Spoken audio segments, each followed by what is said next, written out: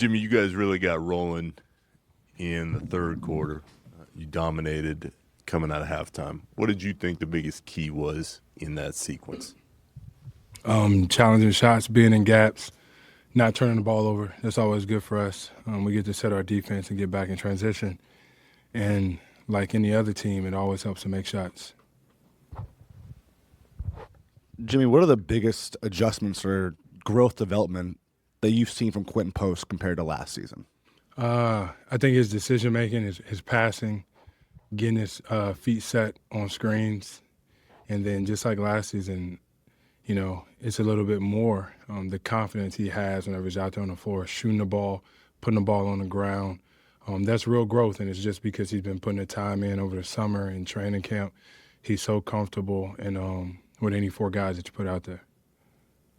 Jimmy, Steve had said before last night's game that Brandon was maybe pressing a little bit, but he's put together two pretty great games on both ends the last two nights. And can two games like that really give somebody momentum and just get them rolling, so to speak?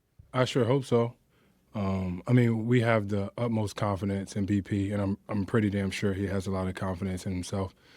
You know, just play basketball the right way, play hard as hell, shoot the ball when you're open, which he can shoot the hell out of the ball, make plays for other whenever you're not open, hustle back on defense like he did and save the bucket, keep rolling them off and putting them together. He could do that.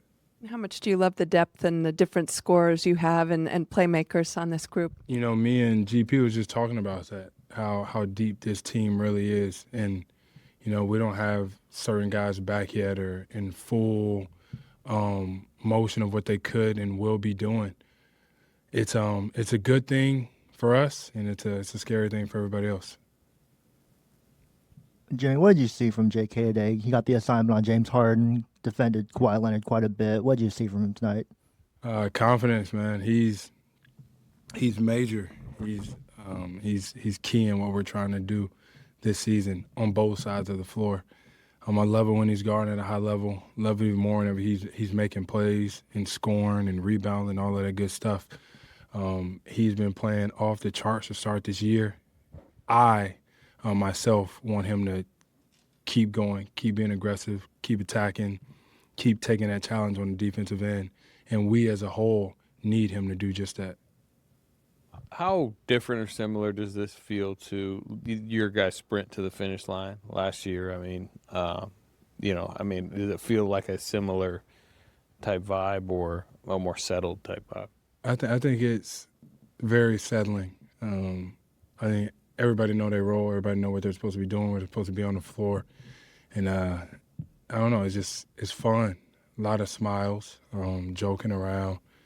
That's the way that the game's supposed to be. That's the atmosphere that you need to have if you want to make a deep run. You got to love being around one another. I think we have that at the highest level. We're good, and I don't say good in a complacent way. I say good like everybody's happy. Hey, Jimmy, are you aware that before you got here, there was always a lot of concern about the non-Steph minutes when he was on the bench, and that kind of talk has kind of quieted down since you got here? I think that's a good thing, that I can be trusted to run the offense and while Batman's out the game. But we got so many different people that can do that. You just got to, calm the game down. That organized chaos that he creates, it's a great thing for our team. But there's only one player that can do that, and he wears number 30. For everybody else, let's not turn the ball over. Let's not shoot from the logo like he does and get the ball where it needs to go. Oh, one fast thing. Did you talk to Horford when he was deciding what to do in the offseason? Did you? I did not. We had some hellified battles back in my days over in the Eastern Conference. So I just knew when he was here, if he was here, he would help us in a major way. And if my memory serves me correctly, he's undefeated on the year. Jimmy, another Kuminga question. You've kind of really clearly made a point to kind of talk to him. Just saw you talking to him just now. Did you circle him maybe this offseason or as things were going on? with his negotiations, whatever. Like you want to make sure that he hears from you, he understands what you're saying and thinking. Yeah, I mean, there are so many people that are in his corner. I'm one of them. There's so many other individuals in this organization, on this team, on the coaching staff as well, that want him to be great. And it's okay to make mistakes. You just got to listen. You know, sometimes it may not always come off the way that you want it to, but I tell him, I promise, it's in good, like, faith. Like, nobody's just yelling at you to yell at you. And he's happy. He's joyful. He knows that he's playing at a high level. He knows that everybody wants him to continue to do that. And I'm just here to make sure that he stays level-headed. In that similar vein, you've taken a lot of the young guys under your wing. Is it exciting to see them take this leap this season? Yeah. I mean, hell, us older guys, I guess, are on our way out the league, but these new young guys, they got potential to be great for a very long time. And I think it's just our job to be really good vets to them, like we've had in the past, set them up for success, give them all the confidence in the world, knowing that some of these key role players are going to be the reason that we win a championship. Jimmy, over here, about 10 years ago, you had one of the best one-season improvements that I can remember. You kind of came in as this 3-and-D role player, and then you really... I came in as a what? 3-and-D role player. That's what people maybe said. Just defense, That's not what people, 3-and-D. It was a big topic with that year. You shot 40% from three of whether that was going to continue. On 0.5 per game.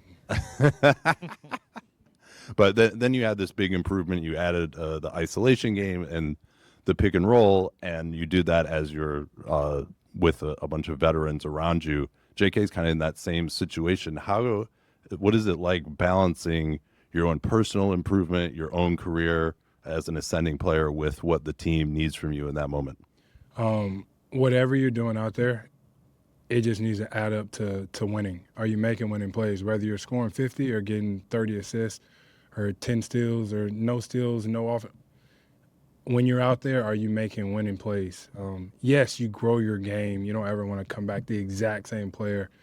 You want to work on your stuff in the offseason, but no matter if you're scoring, defending, rebounding, getting the ball where it needs to go, none of it matters if you're not winning. So I would like to think back in those days, I was trying my best to help my team win. Same thing here, same thing that I go through JK with. Like, when you're out there on the floor, are you winning your minutes? And I think as of late, he's been doing it.